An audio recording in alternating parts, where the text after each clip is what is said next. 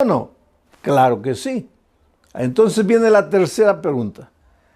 Y si Pablo era un siervo de Dios, y si Dios cuida siempre a sus siervos, ¿por qué razón Pablo estaba preso? Él no había hecho nada de malo. ¿Sabes por qué él estaba preso? Por predicar el evangelio. Ahora, ¿Dios no debería cuidar a un siervo suyo que predique el evangelio? Sí, debería, desde la lógica humana, desde la perspectiva humana, sí. Al siervo de Dios que está cumpliendo su deber no debería pasarle nada de malo. Y sin embargo vinieron y lo prendieron y lo llevaron a la cárcel. Y ahora Pablo desde la prisión escribe a los filipenses. ¿Y qué les dice? Regocijaos en el Señor siempre. Y si leemos un poco más adelante dice regocijaos con cánticos y con himnos. Ahora, Pablo no estaba hablando una cosa teórica, una frase muy bonita de ser dicha, regocijaos en el Señor siempre, y que todo el mundo diga amén. No, no, no. Pablo estaba preso. Pablo estaba sufriendo, estaba pasando por el valle de la tribulación. Y él dice, regocijaos en el Señor siempre.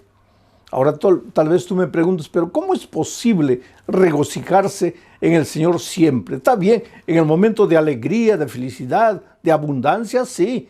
Pero en el momento de tristeza, de dolor, de lágrimas, ¿cómo alguien se puede regocijar? Tú sabes que hay un desvío de conducta llamado masoquismo, que es la persona que busca el dolor y se alegra y se regocija con el dolor. Pero esto no tiene nada que ver con lo que Pablo está diciendo. Pablo dice, regocijaos en el Señor siempre, y él lo estaba haciendo en medio del dolor. Pero ¿cuál era su secreto? Voy a repetir el texto y vas a ver el secreto. Regocijaos en el Señor siempre, en el Señor. Si tú no estás conectado al Señor, ahí no hay manera de que te regocijes en medio del dolor y en medio de las dificultades. El secreto es en el Señor. Por eso el título de esta semana de predicaciones es Conectados. ¿Conectados a quién? Conectados a Jesús, relacionados con Jesús. Entonces, cuando tú estás conectado a Jesús, cuando tú vives una vida de comunión con Jesucristo, ayer dijimos, vas a aprender a amar. Y hoy te digo, vas a aprender a regocijarte en medio del dolor, en medio de las dificultades, y la vida va a tener sentido para ti. No solo las cosas buenas, también las cosas tristes van a tener sentido para ti. ¿Sabes? El dolor, las dificultades, los momentos difíciles no nacen en la mente de Dios. Por favor, nunca pienses que estás sufriendo porque Dios te está castigando, que estás sufriendo porque Dios te mandó el dolor para hacerte pensar porque tú te estabas portando mal. No, nunca pienses así. Dios mismo dice, mira los pensamientos que tengo acerca de ti. Pensamientos de amor y no de odio. Pensamientos de bien, no de mal. Mira los pensamientos que tengo acerca de ti, pensamientos de paz. O sea, de la mente del Señor, del corazón del Señor, solo salen las cosas que te hacen bien. Nunca lo que te hace sufrir. El sufrimiento y el dolor no nació en Dios, nació en el corazón del diablo. Y cuando el diablo te hace sufrir, él te hace sufrir para llevarte a entender mal el dolor y a maldecir a Dios en lugar de maldecir al diablo. Si tú lees todo el libro de Job, yo le digo al libro de Job que es el compendio de la teología del dolor, o sea, tú tienes que estudiar el libro de Job para entender el misterio del dolor. Tú vas a ver ahí que el diablo se presenta un día a Dios y le dice, Señor, ¿has visto ahí? Dios le dice, ¿has visto a mi hijo Job, un hombre perfecto, bueno, temeroso de mí? Y el diablo le dice, claro, pues tú le das todo, le das una bella familia, le das hacienda, le das ganado, le das dinero, así cualquiera te sirve. Ahora, quítale todo eso para que veas que él te va a maldecir. Mira lo que el diablo dice, quítale todo eso. Pero Dios no quita nada. Dios jamás te va a quitar lo que te hace bien. Si Dios te quita, te va a quitar el pecado, la miseria, el vicio, lo que te destruye, lo que arruina tu vida, lo que malogra tu familia. Dios te va a quitar eso.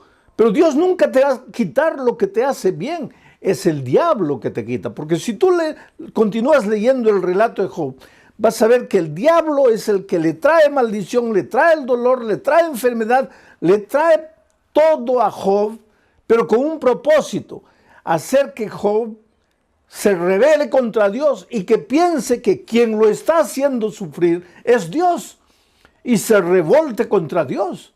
La propia esposa de Job habla palabras que fueron colocadas por el diablo en sus labios y le dice a Job: ¿por qué no maldices a Dios y mueres? Ya estás sufriendo tanto, ¿por qué no maldices a Dios y mueres? Ella no estaba hablando palabras de ella estaba hablando las palabras del enemigo, porque es el enemigo que te hace sufrir, es el enemigo que te trae dolor, y para traerte dolor muchas veces se sirve de tus propias actitudes, de tus propias decisiones equivocadas. Porque el diablo no te echa el licor a la boca, a la fuerza. Tú es que tomas. El diablo se sirve de ti mismo, de tus errores, de tus desvíos, de tus elecciones equivocadas. ¿Para qué? Para traerte dolor a ti mismo. ¿Y para qué? Para que pienses que Dios te está castigando. ¿Y para qué? Para que te alejes de Dios definitivamente y para que digas que Dios no te ama. ¿Cómo podemos regocijarnos en medio del dolor? Primero, estar conectados al Señor. Pero, y en segundo lugar, déjame leer lo que dice aquí Juan capítulo 15, versículos 10 al 11. Mira, Jesús dijo estas palabras: si guardareis mis mandamientos, permaneceréis en mi amor. O sea, si tú dices, yo permanezco en Cristo, y si permanezco en Cristo, el diablo no me va a derrotar. Está bien la palabra, muy bonita, la frase muy bonita, pero ¿qué quiere decir permanecer en Cristo? Aquí viene Jesús y dice: si guardareis mis mandamientos, permaneceréis en mi amor. Si guardareis mis mandamientos, permaneceréis en mi amor. Así como yo, dice Jesús, he guardado los mandamientos de mi Padre y permanezco en su amor. Y después el versículo 11 dice: estas cosas os he escrito para que mi gozo, mi alegría, mi regocijo esté en vosotros y vuestro gozo sea cumplido. Aquí está el secreto. ¿Quieres tener la capacidad de alegrarte en las buenas y en las malas?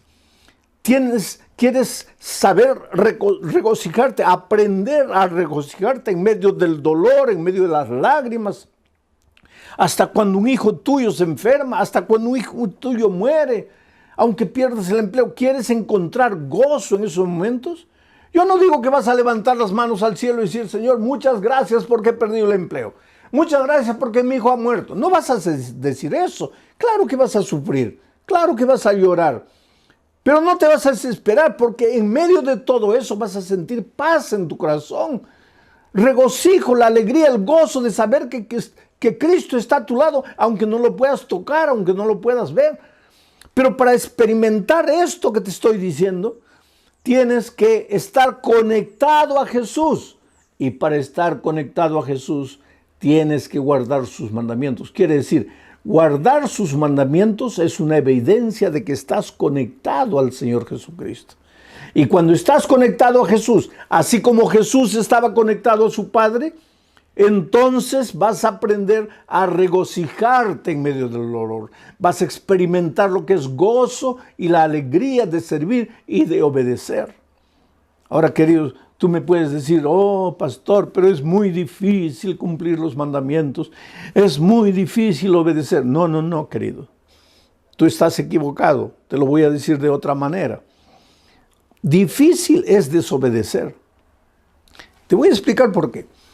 Cuando Adán y Eva fueron creados, ellos fueron creados con naturaleza perfecta, o sea, con la tendencia a obedecer. Para Adán y Eva, obedecer es como para nosotros desobedecer, natural. Adán y Eva no tenían que esforzarse para obedecer porque su naturaleza era perfecta. Ellos obedecían de manera natural. Así como tú tomas agua, como comes de manera natural, para Adán y Eva obedecer era natural. Pero infelizmente, pues Adán y Eva desobedecieron, se apartaron de Dios. Y al apartarse de Dios, de cierta manera, ellos iban contra su naturaleza, porque su naturaleza era de obediencia. Solo que al apartarse de Dios, por eso yo digo que el pecado es un misterio, tú no puedes explicar cómo una pareja que había sido creada con naturaleza perfecta, se esforzaron para alejarse de Dios. Pero cuando se alejaron de Dios y pecaron, perdieron la naturaleza perfecta y adquirieron lo que llamamos la naturaleza pecaminosa.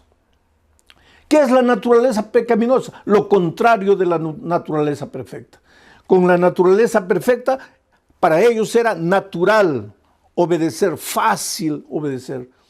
Pero con la naturaleza pecaminosa, lo que es natural ya no es obedecer, es desobedecer. Es caminar como un caballito loco por los prados, no tener en cuenta a Dios para nada, no querer andar en sus caminos, no seguir sus consejos, no guardar sus mandamientos, hacer lo que tú quieres. Eso es natural al ser humano, porque desde que nacimos nosotros, después de Adán y Eva, todos vinimos al mundo ya trayendo la naturaleza pecaminosa. Ahora, desde pequeñitos, nuestra tendencia es andar solos, correr solos, tratar de resolver los problemas solos. Y ojalá que nos fuera bien. Lo peor es que nos va mal. Desde pequeños cometemos algún pecado, hacemos algo errado, tratamos de esconder, de que nadie nos descubra. Y solos tratamos de solucionar el problema y nos hundimos cada vez más y más. Yo me acuerdo que cuando mi hijo mayor era un nené de 1 año, tal vez, mi esposa había salido, me dejó al cuidado del muchachito. Yo estaba estudiando, pero vigilándolo. Y él andaba en la sala, agarraba una cosa, tenía varios juguetes ahí. Y yo estudiando, pero vigilándolo, estudiando, vigilándolo. Y de repente él se acercó a un vaso de cristal. Tú sabes que el cristal vale bastante, un vaso de cristal es precioso. Este era un vaso, un florero de cristal, porque nos habían regalado en el día de nuestro matrimonio. Y yo le dije, mira hijito, juega de este lado, pero no te acerques ahí. Juega por aquí, no, deja ahí. Cuidado con ese florero. Pero nosotros, pues los seres humanos somos así, ¿no? Parece que cuando nos dicen no, ahí es que queremos. Y eso es desde pequeñitos, porque ya venimos al mundo trayendo la naturaleza pecaminosa después que Adán pecó. Bueno, yo estaba leyendo y de repente siento la bulla. Él hizo caer el florero y el florero se hizo pedacitos. Y yo, para no asustarlo, hice como que no me di cuenta, concentrado, pero yo estaba mirando todo y observé lo que él hizo. Cuando el florero cayó, lo primero que él hizo fue mirarme. Y cuando se dio cuenta que yo, entre comillas, no me había dado cuenta, quiso juntar los pedacitos de vidrio. Y al querer juntar eso, para reconstruir el vaso que había quebrado, se cortó el dedito. Y la sangre comenzó a salir. Y ahí se desesperó. Y ahí comenzó a gritar. Y ahí vino corriendo a mis brazos. Y pues yo lo tomé en mis brazos, lo llevé al baño, lo lavé, lo limpié, le coloqué un curativo. Era un muchachito no tenía ni 1 año. Yo no sé si él tenía conciencia para entender lo que yo le dije. Pero yo le dije, mira hijo, en la vida infelizmente vas a quebrar muchos floreros de cristal. Pero cuando por esas cosas de la vida quiebres algo, no trates de resolverlo solo. No trates de encontrar la solución tú solo. porque hay un Padre que siempre estará con los brazos abiertos esperándote. Y en este momento yo te digo, querido, tal vez tú, por esas cosas de la vida, has quebrado el florero precioso de tu matrimonio. Has quebrado el florero precioso del respeto que tus hijos te tenían.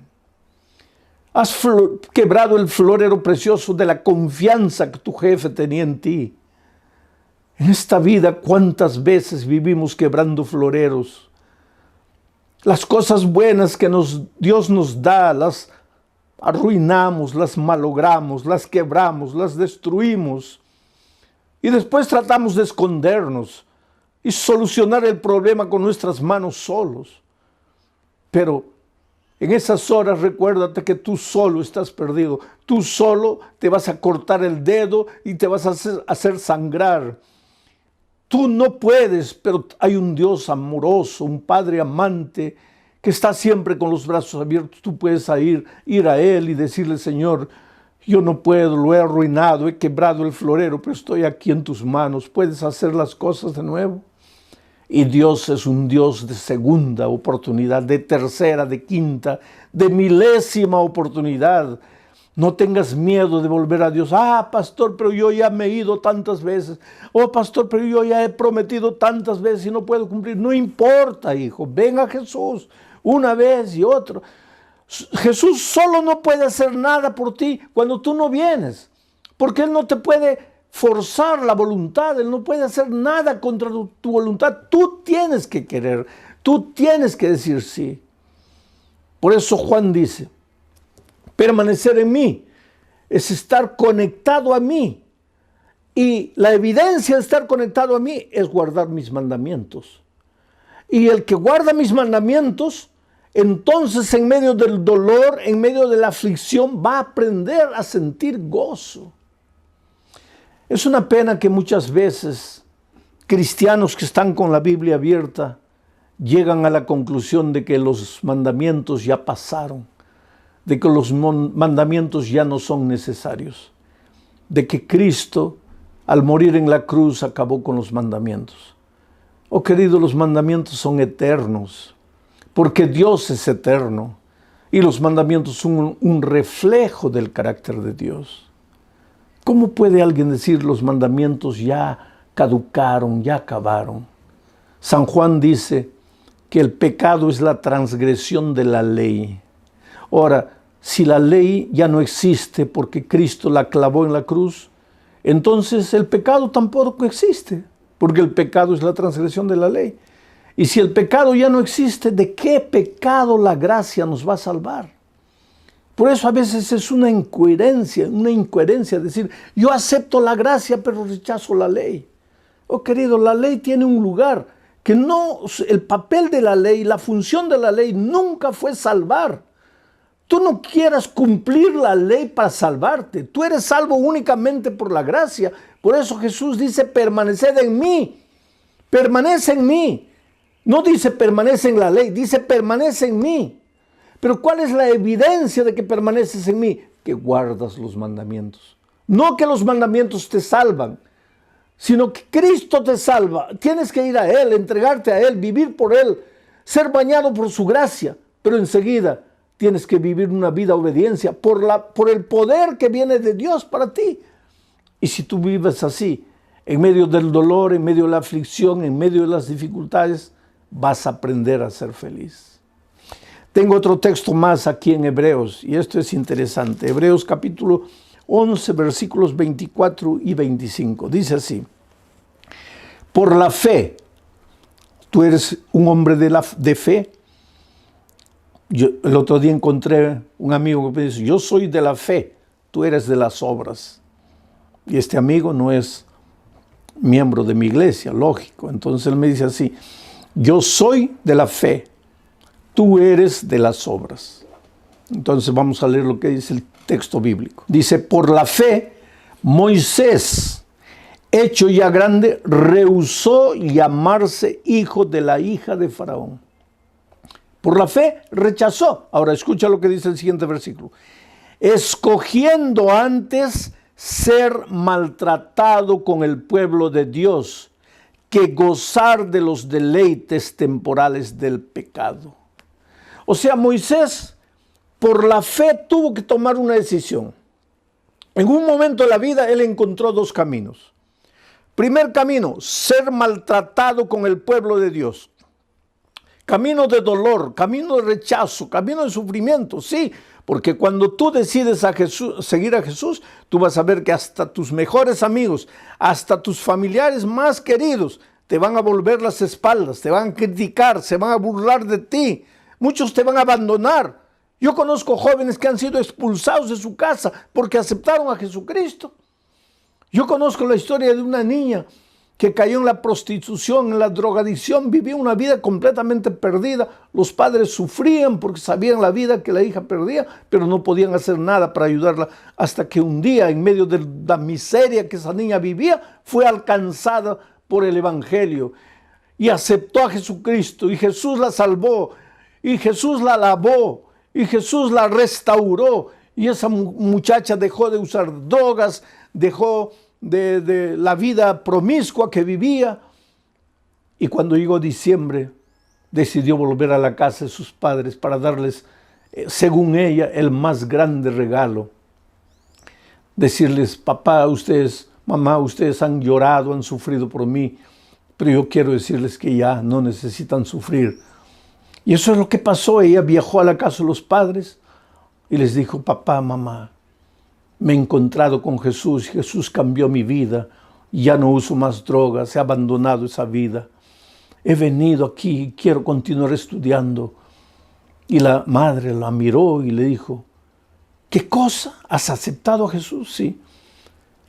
Esa expresión es de los protestantes. No me vas a decir que tú te has vuelto protestante. No me vas a decir que tú has negado la religión de tus padres, de tus abuelos, de tus bisabuelos. Y la niña llorando le dijo: mamá, yo no te estoy hablando de religión, yo te estoy hablando de la vida que yo vivía. Tú sabías la vida que yo vivía. Jesús me encontró, me perdonó, me restauró, me salvó. Yo te estoy hablando de mi vida. ¿Y sabes lo que la madre le dijo? Hija, yo te preferiría drogadicta, viviendo la vida perdida que vivías, que traicionando a tu iglesia y a la religión de tus padres. Y esa niña me escribió una carta. Y en esa carta ella lloraba y decía: oh pastor, yo pensé que mis padres se iban a alegrar, mas ellos se pusieron tristes porque acepté a Jesucristo. Pues Moisés en un momento de su vida tuvo que escoger entre esos dos caminos: el camino del sufrimiento, del rechazo, del dolor por aceptar a Jesús, o el camino de la alegría de este mundo, el placer de este mundo, el placer del pecado. Y por la fe, Moisés escogió seguir a Jesús, aunque eso implicase dolor circunstancial, pero él había aprendido también a regocijarse en medio del dolor por causa de Cristo. Prefería eso que el gozo que el mundo da, el gozo que el pecado te da. Porque ¿qué pasa? ¿Qué cosa es el gozo de este mundo? Una noche de fiesta, de borrachera, con una mujer, con otra mujer, y al día siguiente te duele la cabeza, la conciencia te pasa, te sientes culpable. ¿Qué gozo es ese? El Señor Jesucristo te llama de ese terreno y te lleva al terreno que te conduce a la vida eterna, al camino que te conduce a la vida eterna. Por eso la Biblia dice: hoy es el día de buena nueva, hoy es el día de salvación. Oh querido, Dios te ama. Dios tiene un plan maravilloso para tu vida, y ese plan no es que tú estés malgastando tu juventud, malgastando los mejores años de tu vida en la miseria, en el pecado, en el dolor. No, yo sé que el pecado te proporciona un gozo pasajero, temporal, pero el Señor Jesucristo te ofrece la vida eterna. Y otra cosa, no es solo la vida eterna en el cielo, porque el otro día alguien me dice: pastor, yo prefiero gozar, disfrutar en este mundo, porque eso de la vida eterna, yo no sé si llegará o no llegará. Pero es que Jesús no solo te ofrece el gozo y alegría en la vida eterna, sino que cuando tú aceptas a Jesucristo en esta tierra, tu vida cambia, tu hogar se vuelve más feliz. Lo que tus manos consiguen trabajando, el poco dinero que recibes se multiplica porque ahora es un dinero bendito. Tu salud mejora porque al dejar de fumar, al dejar de beber, al dejar de las drogas, al dejar de trasnochar noches enteras, tu salud mejora. O sea, el cielo de cierta manera para los hijos de Dios ya empieza en esta tierra. No tienes que esperar solamente la vida eterna. Y claro que cuando Cristo venga, pues tendrás la vida eterna para disfrutar las maravillas con el Señor Jesucristo. Algunos piensan, ¿y qué haremos en el cielo? Si ya no habrá trabajo, no habrá nada. ¿Quién te ha dicho que no habrá trabajo? El trabajo, querido, existió antes del pecado. Antes que Adán y Eva pecasen, Dios ya les dio el trabajo. Pero el trabajo no tenía el elemento cansador, el elemento de maldición que adquirió después del pecado. Por lo tanto, en el cielo continuaremos trabajando, continuaremos disfrutando de las maravillas de Dios, estudiando el bendito tema de la salvación, analizando el caso de amor de Dios, visitaremos otros planetas. Quiere decir, el gozo que Dios tiene preparado para ti no está escrito, es cosa que ojo no vio, oído no oyó, ni ha subido en el pensamiento del hombre. Por tanto, yo te suplico en el nombre de Jesucristo, deja tus preconceptos, deja los senderos del pecado, arrepiéntete. Arrepentirse quiere decir sentir dolor por la manera como has vivido y caer a los pies de Jesucristo y decirle, Señor, no quiero continuar viviendo de esa manera, me entrego a ti, me rindo a ti. Y entonces el Señor te toma en tus brazos y hace maravillas en tu vida. Yo tengo en mis manos la historia de Janet Pineda, una señora que hace 3 años comenzó a estudiar la Biblia. Y cuando tú empiezas a estudiar la Biblia, lógicamente que el Espíritu de Dios empieza a hablarte. En cada versículo, en cada estudio, Dios te habla. Y ella sintió la voz de Dios diciéndole, hija, mira, ya llegó el momento, entrégate, bautízate. Pero ella fue endureciendo su corazón. ¿Por qué? Porque tenía agarrado afuera muchas cosas que ella debería abandonar. Porque tú no puedes servir a 2 señores. Tú, cuando te entregas a Jesús, tienes que romper con los caminos del mal definitivamente. Ah, pastor, pero yo no tengo fuerzas. Tú no tienes, pero el Señor Jesús sí te va a dar las fuerzas. Porque cuando estás conectado a Jesús, viene la fuerza de Jesús y pasa para ti. Y ella recibió una invitación y otra invitación para bautizarse. Ella decía, no quiero compromiso, me gusta la palabra, me gusta el evangelio, pero no quiero bautizarme. Hasta que un día el Espíritu de Dios venció, porque te digo, la palabra de Dios es como una espada de 2 filos que penetra hasta la médula. Es como la pólvora que destruye la roca más dura. La palabra de Dios es vida. Si tú sigues estudiando la palabra, si tú no cierras la Biblia y sigues escuchando la voz de Dios, llega un momento en que tú no le puedes decir más no al Espíritu de Dios. Y Janet se entregó al Señor Jesús. Y ahora el mes de septiembre ella se bautizó. Esa alegría de Janet también puede ser la tuya. No importa cómo estás viviendo. Yo te pregunto, ¿hace cuánto tiempo tú le estás diciendo no al Señor Jesucristo? ¿Hasta cuándo le vas a decir no? ¿Qué estás esperando? Vuelvo a repetirte, estamos viviendo en los últimos momentos de la historia de este mundo. Ya no hay tiempo para postergar, ya no hay tiempo para decir no. Hoy es el día de buena nueva, hoy es el día de salvación. Sabes que en este momento, mientras tú estás escuchando la palabra de Dios, hay alguien orando por ti en su corazón. Alguien que te ama, alguien que ha estado estudiando la palabra de Dios contigo. Alguien que esperaba que en algún momento tú le dijeras sí a Jesús. Y en este momento, los ángeles del cielo están cantando gloria. Spinning through the neon haze, searching for forgiveness. But the rhythm pulls me under a tidal wave of sound, washing away the heartache. I'm finally unbound, lost in the electric current. Tonight I'm dancing with the shadows, and it feels so right.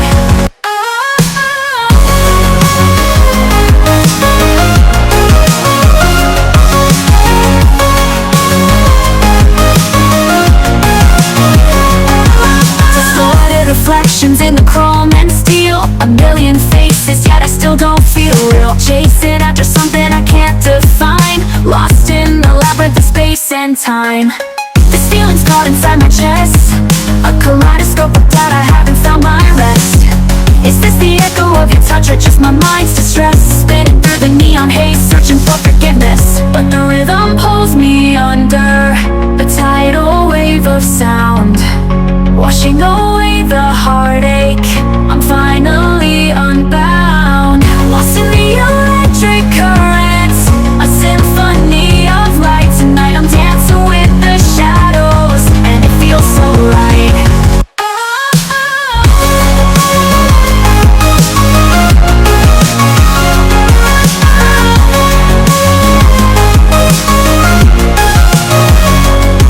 Fading in and out of focus, reality unwinds, surrendering to the rhythm, leaving the past behind. No more tears to stain my face, just a neon glow.